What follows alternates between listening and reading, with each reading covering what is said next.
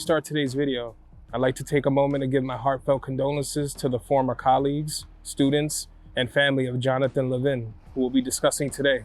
Today's story is one that many people in this city know very well, and it caught everybody by complete surprise. And it all began right behind me at Taft High School in the South Bronx, when a teacher determined to connect with the students would meet a tragic end, and it would raise serious questions about the boundaries between students and teachers and how far is too far. I do have to warn that today's video contains details that will be very hard to make it through, so before jumping in, viewer discretion is strongly advised. The shots taken for the intro to today's video are my way of paying homage to one of my favorite movies, one very reminiscent of today's story, a film named 187. The film features Samuel L. Jackson as science teacher Trevor Garfield, who teaches at the fictional Roosevelt Whitney High, a rough school located in Brooklyn, New York. Much like our story today, Mr. Garfield shares a tight bond with his students, and he's very much comfortable and confident in his position. That's until tensions escalate between him and a student named Dennis Broadway, portrayed by none other than Method Man, and as far as I can tell, this movie is listed as one of his very first acting roles.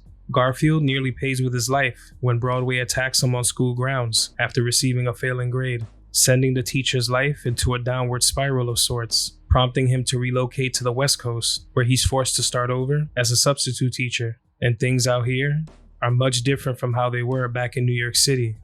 Garfield spends his days trying with everything he has to get through to his students, ultimately leading to one of the most tragic endings of any film surrounding the education system. The movie was also written by former substitute teacher Scott Yeagman, who himself experienced a lot of what the film depicts. From Dangerous Minds to The Substitute and plenty of other films before, dangerous high schools have been portrayed on the big screen for decades, but in many cases, the weight of reality is much heavier than what you see play out on the big screen.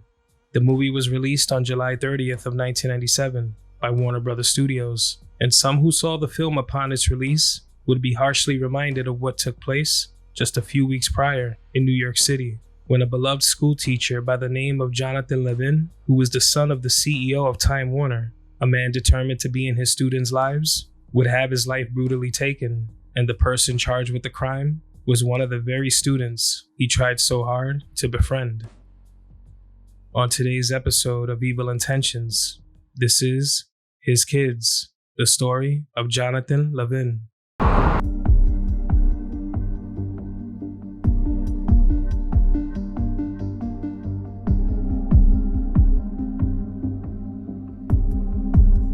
I walked in primarily to get a hold of the dog. The police were afraid of the dog. And so I went to the kitchen where he usually kept the dog if he wasn't around. And originally I thought I saw the dog laying there, but it was actually John. Jonathan Levin was born on May 6th of 1966 and resided in Manhasset, Long Island.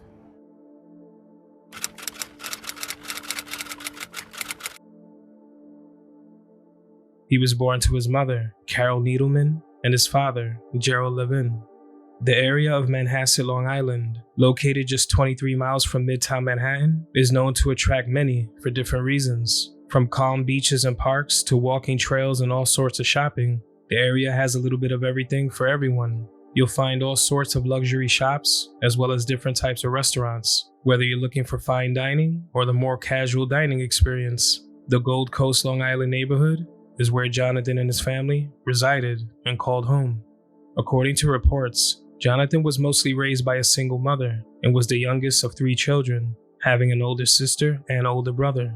In the 1960s, Jonathan's mother would find herself studying education at the University of Pennsylvania, and she had plans of becoming a teacher later on in life, even volunteering at an alternative high school, Satellite Academy, in Manhattan's Lower East Side.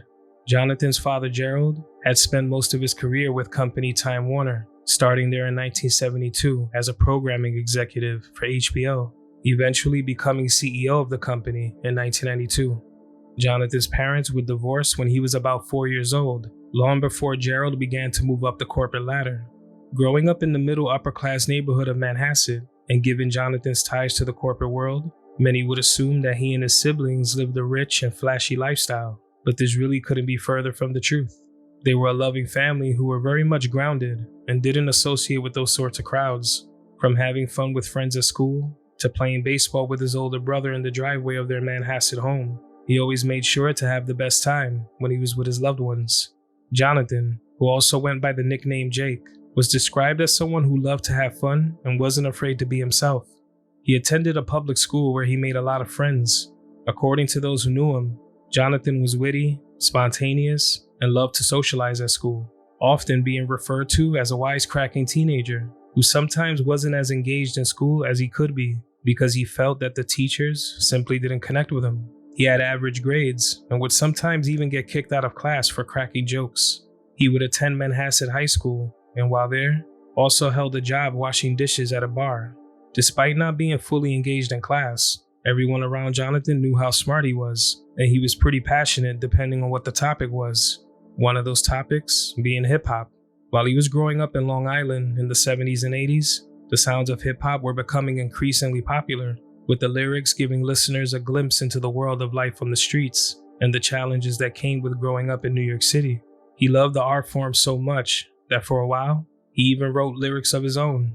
He listened, and through the music, gained access to a great deal of knowledge about the world outside of Manhasset, life in the 5 boroughs.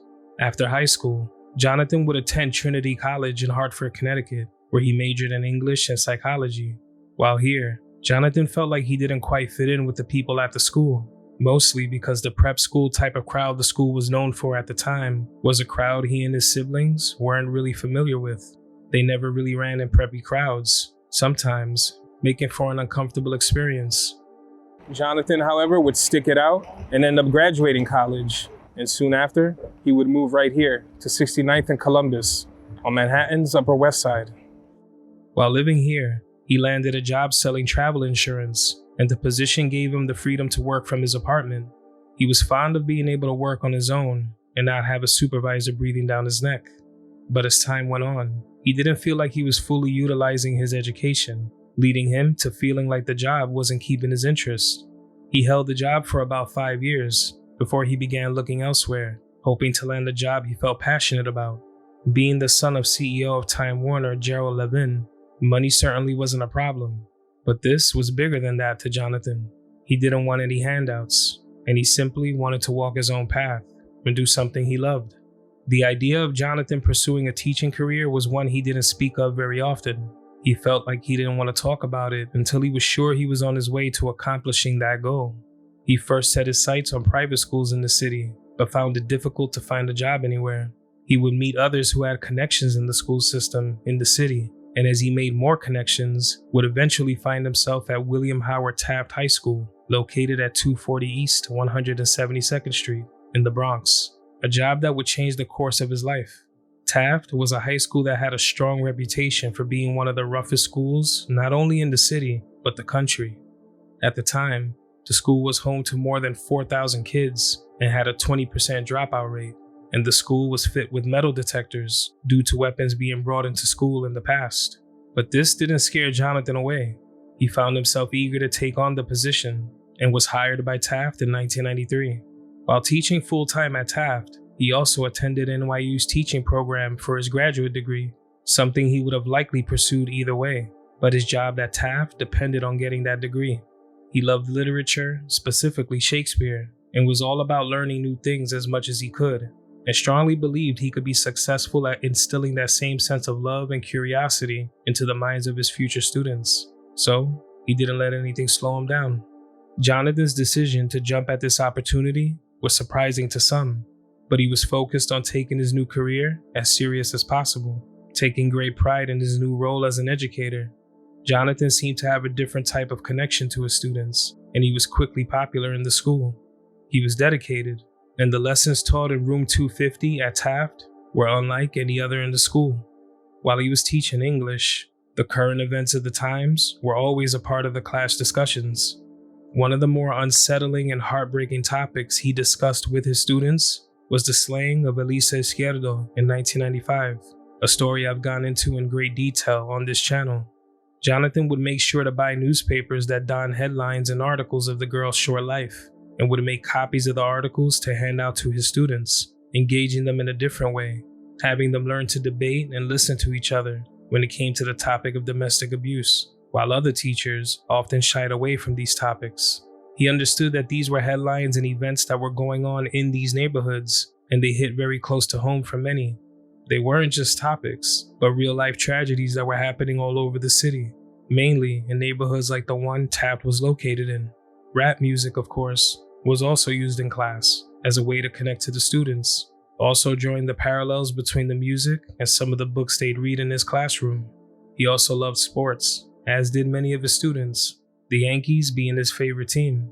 During class, if the Yankees won the night before, the first thing Jonathan would do is write the score on the blackboard and keep it up there, poking fun at the students.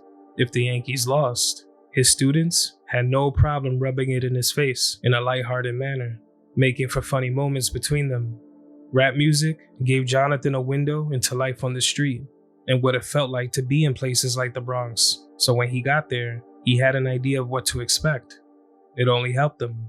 He was fully committed to connecting with his students. They would do everything in class, from reading books like Their Eyes Were Watching God by Zora Neale Hurston, to listening to rap and Spanish music, finding the meaning behind the lyrics and how it related to their everyday lives. During class, the desks would often be set up into a circle for group activities and deep discussions on what they were studying. Also written on the blackboard was a quote by Jonathan that would read, "Respect yourself, and others will respect you." The hours would fly by for the students, who would start to feel like Jonathan was someone who loved what he did. Jonathan would show up to programs that had nothing to do with him or the school, showing his students how much he wanted to be a part of their lives, treating his position like more than just a job. It would take some time, but as this continued, students began to see that this was someone who genuinely wanted to see them do well. He gave his students lots of attention and wanted them to know that they had someone who was by their side, someone who had hopes and dreams for all of them, someone who would take the time to try and understand them rather than judge them or disregard them. During a class assignment, Jonathan would have the students write an essay about themselves. They were never pressured to share too much, but enough for everyone to get to know each other on a more personal level. He would also participate in the assignment, giving his students a closer look at who he was and where he came from, information that had been kept to himself for years. He did this because he knew some people might make assumptions about him and who he was as a person. And through this, for the first time, it was revealed that he was the son of Time Warner CEO Gerald Levin, something that would come as a shock to many, because how did the son of a wealthy Time Warner CEO end up teaching in the South Bronx? But the simple answer was, Jonathan was there because he truly wanted to be. This news would make its way around the school among both the students and the staff, but Jonathan stood the course, keeping his focus on being a good teacher with a goal to connect with his students and keep them driven. His students, in a lot of ways, reminded him of himself when he was in school, and he wanted to bond with his students in a way his teachers never could with him. He would take the students on trips even outside of school hours, so going to places like Six Flags and Yankee Stadium for spring games wasn't surprising. He would also take them out to dinner if they met a goal with schoolwork. He at times expressed his frustrations about some of the parents of the students, mentioning that some of them simply didn't care about their kids or their schoolwork, a big reason for him trying as hard as he did. He opened his home to them, letting them into his personal life, even providing some of the students with his home phone number, just in case they ever needed his help. Some felt this was a mistake, or that boundaries weren't set between him and his students, but he wanted them to feel like they had a strong support system, even if he didn't see the risk right at that moment. Outside of his work in the school, Jonathan could be seen in his Upper Manhattan neighborhood, walking his dog Julius, and stopping in at the local deli to buy a slice of cheese to feed Julius as a snack. He always made sure to wave hello to the workers as he strolled by. Jonathan also found time in his private life to put effort toward a new relationship, one that started sometime in 1996, when he began dating a fellow school teacher at Taft. They were very much into each other, and things became quite serious between them, with them doing everything from spending a lot of time together to vacation in the Dominican Republic. They even had talks about possibly getting married down the line. Jonathan would even meet her family, and for many, this is considered a big step forward in a relationship, showing commitment, and perhaps that the person intends on being around for a long time. They connected on many levels, and both of them sharing a passion for teaching made it all the more meaningful. By the time spring of 1997 arrived, everything in Jonathan's life was going exactly as he wanted it to. He had his relationship. He was about 3.5 years into being a teacher, a job he loved, and he was starting to feel like he was really making a difference in the lives of his students. But all the good he had done, and all the great things unfolding in Jonathan's personal life, would come to an abrupt and heinous end, just a few short weeks after his 31st birthday. On this day, a group of teachers from Taft High School were scheduled to have a meeting that revolved around the future of the school, a meeting about talks to restructure and make the school better for students and staff alike. Jonathan's girlfriend would arrive at the school around 7:30 a.m., and of course, she looked for Jonathan, since he was a key figure in these talks and was expected to attend this meeting. But as the morning went on, Jonathan never showed up. This was highly unusual for him because he wouldn't miss this meeting for the world, and he would drop everything when it came to his students. The meeting came and went, and there was no word from him. Immediately, a sense of dread was set in, as his colleagues and family knew that there just had to be more to this. Where was he? Why hadn't he called anybody to explain his absence? Something he surely would have done. Minutes turned to hours, and hours turned to days, with absolutely no sign of Jonathan, and his family and colleagues would begin to think the worst. They would become frantic over the next couple of days, because things felt very much off, as if something terrible had happened, and they were right. On Monday, June 2nd of 1997, the start of the school week was here, but Jonathan was still nowhere to be found. For his girlfriend and colleagues, this was a huge red flag, because up until this day, Jonathan had perfect attendance for every day that he taught at Taft. It was now clear to the other teachers that something was terribly wrong, and John was for sure missing. Jonathan's girlfriend wasn't sure how to handle what was happening, especially because when she asked around, nobody else had seen Jonathan either, so nothing felt right. One of her colleagues accompanied her to Jonathan's apartment, hoping to finally get in contact with him. When they arrived, they knocked on his door, desperate for an answer, but there wasn't any. It would only be a few minutes before Jonathan's girlfriend noticed a foul odor coming from inside the apartment, making her heart sink to her stomach. Her friend then called 911. Authorities would make their way to 205 Columbus Avenue, Jonathan's apartment building. He lived on the 3rd floor. At this point, a great deal of panic had set in, and slowly but surely, residents in the building began to notice the commotion. One of those neighbors was someone Jonathan shared a friendship with, and he had a spare key to Jonathan's place, because sometime before this, he had asked his neighbor that if he ever needed to work late, would his neighbor mind walking his dog for him. His neighbor was okay with that, and on this evening, sometime after 10 p.m., closer to 11, Jonathan's neighbor received a knock on his door. When he opened, in his doorway were 2 officers and Jonathan's frantic girlfriend and colleague. The officers asked him where he last saw Jonathan, to which he replied he hadn't seen him all weekend. He would let them know he had access to the apartment and agreed to let them in when they asked. And same as Jonathan's girlfriend, the first thing he noticed when he opened up the door was the overwhelming odor emanating from within the apartment. They began walking further into the home. The volume on the TV was at max volume and turned to New York 1. Eventually, they'd come upon a figure on the ground.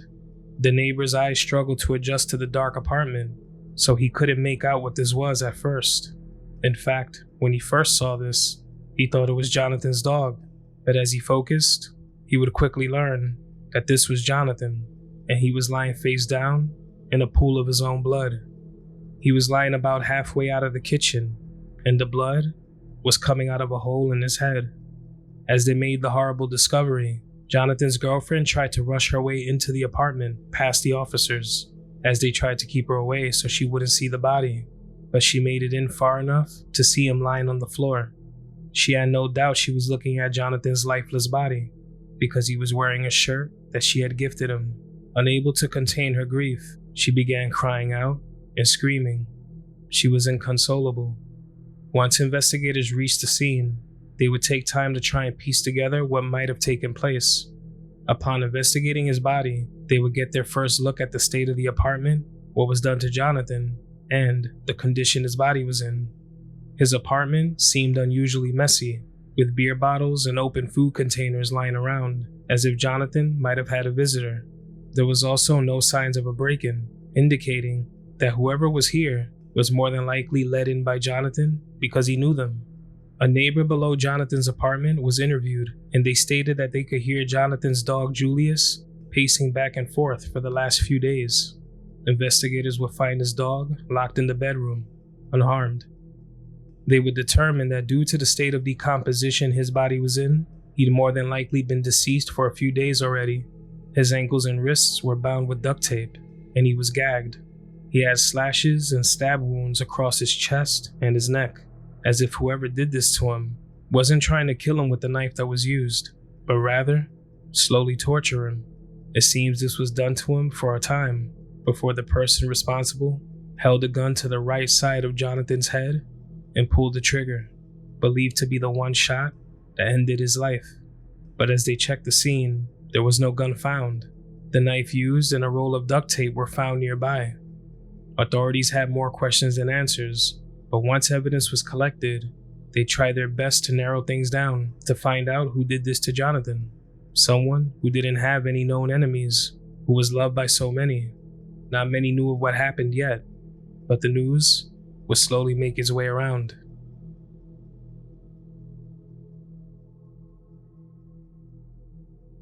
On June 3rd of 1997, at 2:45 a.m., Carol, Jonathan's mother, was sleeping when her phone would start to ring off the hook.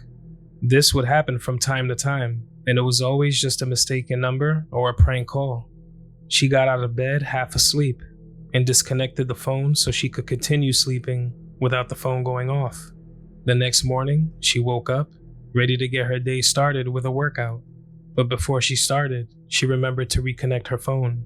Within a split second, the phone was again ringing off the hook. It was a family member on the other end, frantically trying to explain that something terrible had happened. They mentioned John, but she still had trouble understanding exactly what was happening. "What John are you talking about?" It was at that moment that the person on the other end of the phone made it clear that they were talking about her son, Jonathan, and he was gone.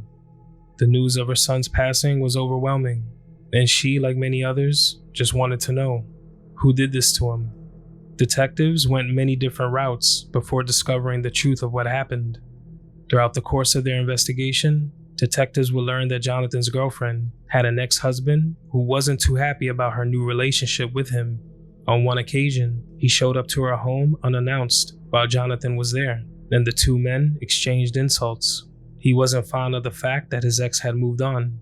The tense situation between Jonathan and his girlfriend's ex-husband wasn't ignored, and the ex-husband was at first considered a suspect, because it wouldn't be the first time that an ex became enraged at something like this. But her ex-husband had an alibi. In this instance, jealousy didn't make the man a killer. He wasn't their guy. Another possibility in their eyes was that Jonathan might have been a victim of serial killer Andrew Cunanan, who at that point had already taken the lives of 4 men before his 5th victim on July 15th of 1997, world-famous Italian fashion designer Gianni Versace.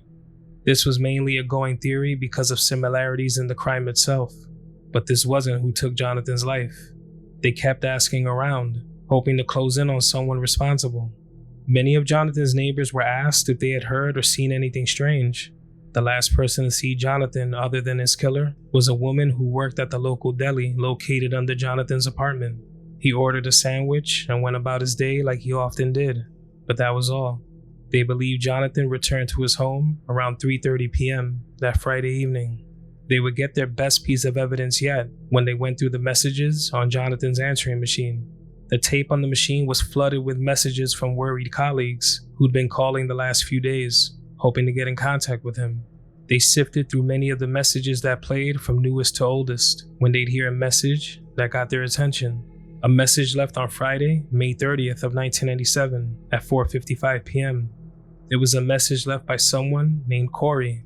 He sounded young, so they thought this might have been a student. When they traced the phone call, they would find that it came from a payphone not far from Jonathan's apartment, but that was all they had. As they pursued that lead, they would receive a phone call about the roll of duct tape left at the scene. They were able to make a match to a print left on the inside of the roll. It would lead them to 19-year-old 𝗁𝗄𝗄, a former student of Jonathan's from the years 1993 to 1994. Corey and Jonathan met when Jonathan began teaching at Taft, and the two were fast friends, keeping in contact even after Corey dropped out. Jonathan saw Corey as someone who was talented, with the ability to rap and write poetry. Over time, Corey saw Jonathan as someone who was really into the same things as he was, into sports, into hip-hop. It wasn't just an act that Jonathan was putting on. Arthur would also be one of the students that Jonathan opened his home to. He thought that Arthur would do good in school if he could keep up the good work, but pretty soon after, he would drop out altogether. According to reports, it was said that before all of this, Corey was running with the likes of the notorious B.I.G. and was affiliated with his people. It was also said that he was a driver for Big, even credited in the notes of Ready to Die. By 1994, there were a number of arrests on his record for selling drugs. The message left by Corey was him saying, "Mr. Levin, this is Corey. I need to see you. Pick up if you're there. It's important." Another important piece of evidence was the fact that Jonathan's wallet was found with a few credit cards, but his bank ATM card was missing. Because of this, authorities would start scanning local banks to see if maybe Jonathan had been seen or if he was a client of theirs. Surveillance wasn't as common as it is these days, so there wasn't much recorded evidence of who might have been in and out of the bank or Jonathan's apartment. As they received more information and confirmed his bank, they would find out that Jonathan's account had recently had a withdrawal of $800, the maximum withdrawal amount at the time. The withdrawal was made at 5:15 p.m. that Friday evening, just a little while after Corey called Jonathan and left that message. Now, the area surrounding the ATM section of the bank did have surveillance, so authorities got a hold of that security tape, and in the recording, a man could be seen making a withdrawal, but something wasn't adding up because the person making the withdrawal didn't look anything like Corey. This was a whole different person, somewhat shorter with a stockier build, while Corey was taller and slimmer. So who was this? Another question they didn't yet have an answer for. This is when they started to look into Arthur having an accomplice. By this point, the story had national attention, and many resources were utilized for the search. An $11,000 reward for any information that would help detectives make an arrest was added, and sure enough, another tip would come in.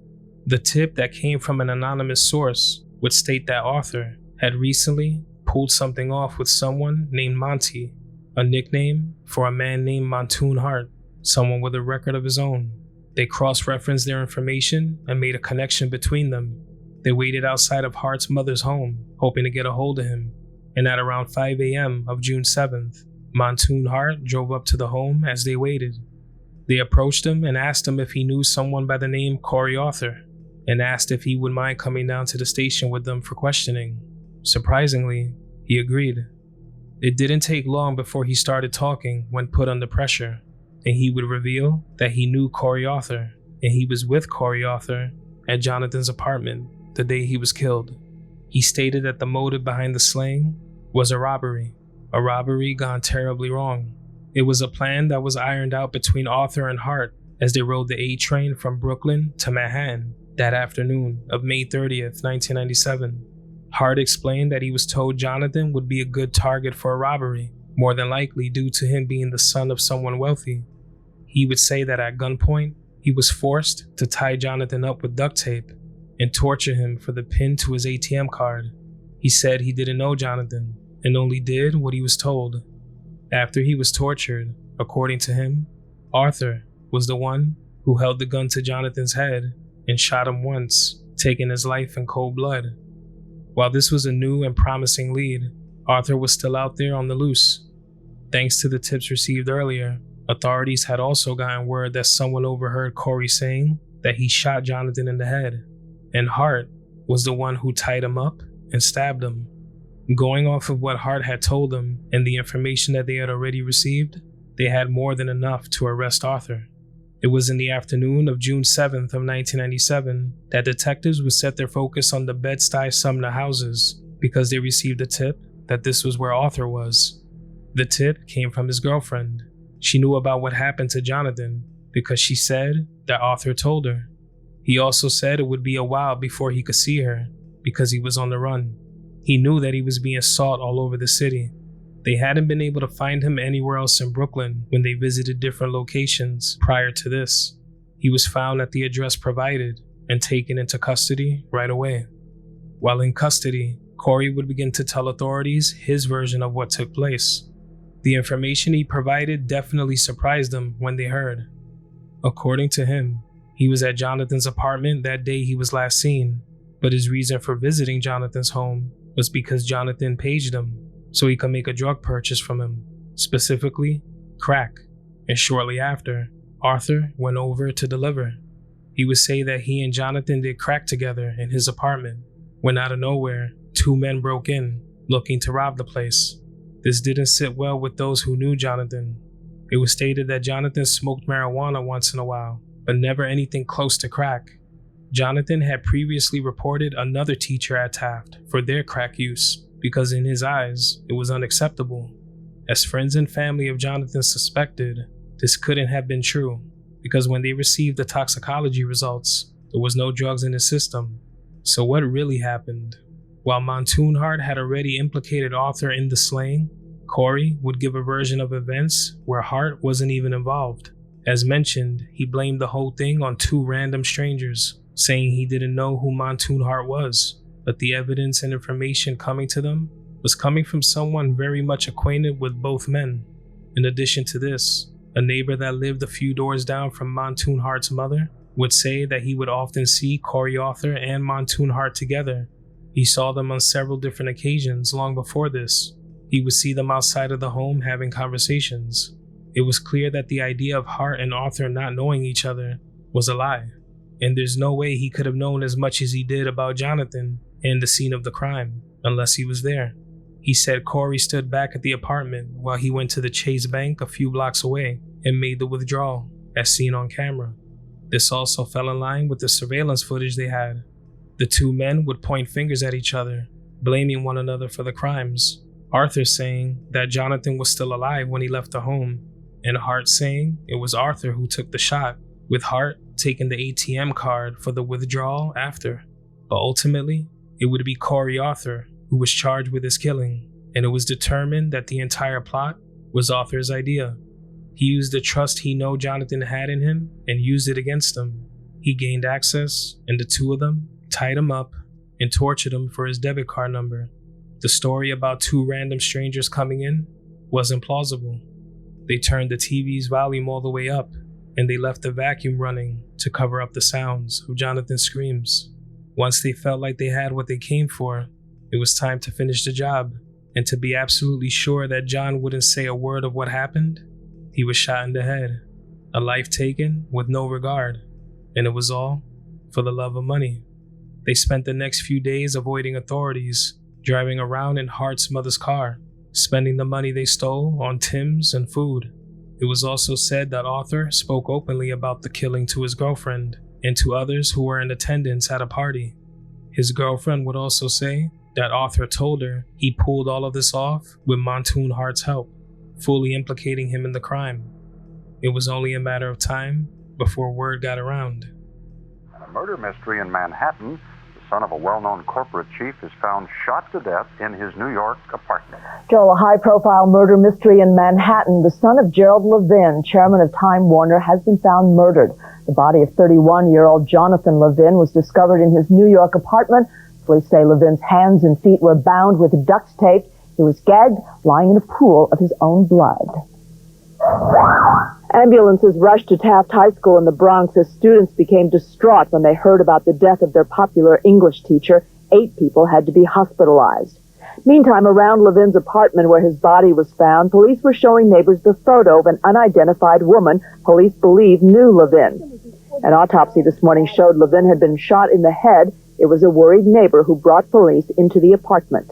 And when I walked in the kitchen, I saw this shape in the shadow. I thought it was the dog. I right away yelled, "The dog is dead." And the cops yelled the same thing. And then when we took a closer look, we realized it was John. Jonathan's father, from whom he was reportedly estranged, is Gerald Levin, the man on the right. He heads Time Warner, the media conglomerate that includes Turner Broadcasting, CNN, HBO, and Time Warner Cable TV. New York police also say that Levin's apartment showed no signs of forced entry or burglary. He was last seen at school on Friday. Co-workers were concerned because he didn't show up at a teachers' conference on Saturday or at school yesterday. News of Jonathan's passing would send shockwaves and feelings of grief across the city. Family, teachers, and students were all left dealing with an overwhelming sense of loss as new information came to light. Some students had to be hospitalized because of nervous breakdowns and fainting when they heard the news. It was clear that this was extremely heavy for many. Grief counselors would be brought into the school to help grieving students and staff. Nobody knew what to think at first, but when it was first learned that it was a former student that was responsible for this, the grief would be paired with anger. The students at Taft cared for Mr. Levin. They felt like he truly cared, and most of them never took his kindness for granted. Nobody could understand why. Unfortunately, there was no logical reason. The allure of quick money and the idea that they would actually get away with it led to a horrific outcome. Opinion pieces were written later on talking about what happened to Jonathan, and they would basically say that Jonathan's approach to teaching is what got his life taken.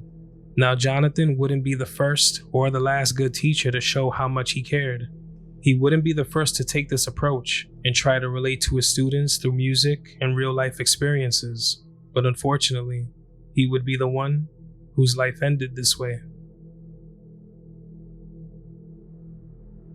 I felt shocked because, saying the dude was nice. Saying because a guy with a lot of money working up in Taft, it's weird. Yo, dude really supposed to be, lapping up in cars and all of that. We got a lot of money. Now I've seen him in the hallway and things like that and be conversated. He was a very nice teacher. I never had class with him, but my boyfriend did.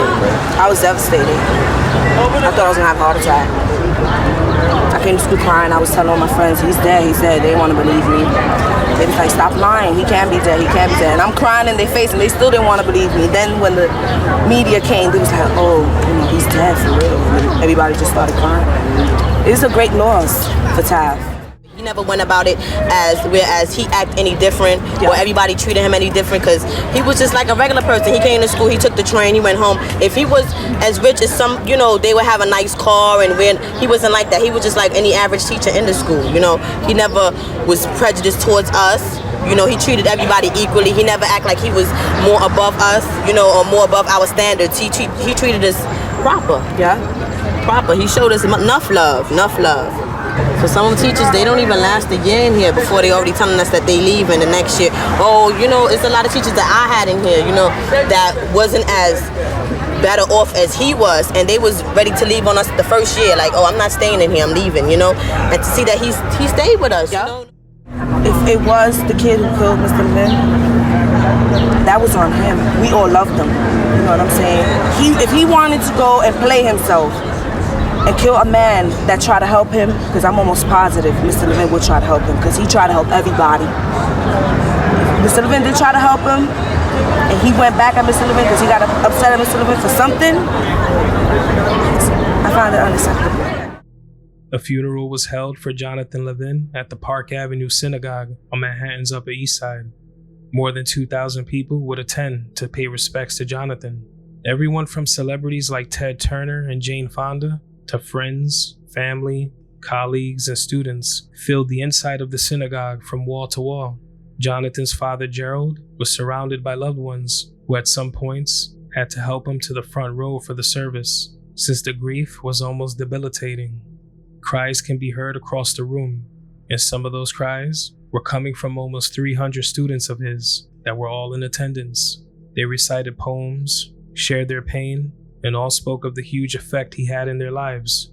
The teens held a sign of their own creation that read, Taft High School, we are his kids, letting the world know that no matter how much time passed, and no matter what anyone had to say about Jonathan's approach to teaching, they would never forget him, and they would always carry his memory with them wherever they went. Student after student visited the podium to tell their stories, all while his family stood in the front row, fighting back their tears. Flowers and cards with kind words were also left by many at Jonathan's apartment building, right on the entrance door. Jonathan's family knew exactly how good of a person he was, and knowing how many others saw the same in him made them thankful, but it also made it even harder because the loss was immense. A few weeks after events unfolded, during their graduation ceremonies, the students and staff at Taft would unveil a new street sign that read, Jonathan M. Levin Way, right next to the school, on East 172nd Street. His father, Gerald, and other loved ones were in attendance. The sign would be revealed to cheers as the awful news still settled in. It was a brief moment of happiness for those who wanted so badly to move on from this tragedy, but they also wanted to keep his memory and legacy as close as possible. During graduation, students shared kind words about who Jonathan was and what he meant to them, each testimonial more heartbreaking than the last. It was clear that his memory was one they wanted to hold on to for a very long time, someone they wouldn't forget. On December 12th of 1998, more than a year after Jonathan's passing, Carol, his mother, would visit Taft High School to meet many of the students and staff that Jonathan was so fond of and who were just as fond of him. They held a basketball tournament called the Jonathan Levin Memorial Classic, which had a total of 8 teams, all playing in Jonathan's memory. She also visited the newly built Jonathan Levin Media Center in the school, a room filled with brand new Macintosh computers, lots of equipment, and a large television for the students. This was apparently because before Jonathan passed away, he wrote a proposal to have a room like this in the school, knowing it could be very helpful and keep the students engaged. The room was funded after he passed away. Carol had this to say when she visited. This place has a special place in John's heart. He absolutely adored it. I am honored to know if I can have him with me, at least I know that he was loved by a great many people here. The judge presiding over Corey Arthur's trial held nothing back, as he referred to Arthur as sadistic and manipulative, and on December 11th of 1998, he was sentenced to 25 years to life in prison for his part in Jonathan Levin's death. Montoon Hart would have been facing the same sentence, but lawyers would argue that Hart was drunk or high when he spoke to authorities and told them everything he knew, and because of that, all charges against Montoon Hart were dropped. He would face no jail time. He maintained his innocence, telling Jonathan's mother that he was sorry for what happened to her son, but he wasn't the man who did it. In November of 2020, Hart was arrested following a sting operation involving a gun trafficking ring. He was sentenced to 15 years in prison. If you visit the corner of East 172nd Street near Taft High School today, you won't find Jonathan Levin's name.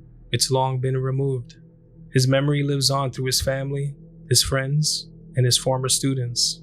The people who've carried his lessons with them for the last 27 years. The people who spent time with him, knew him, and knew how much he cared about his position.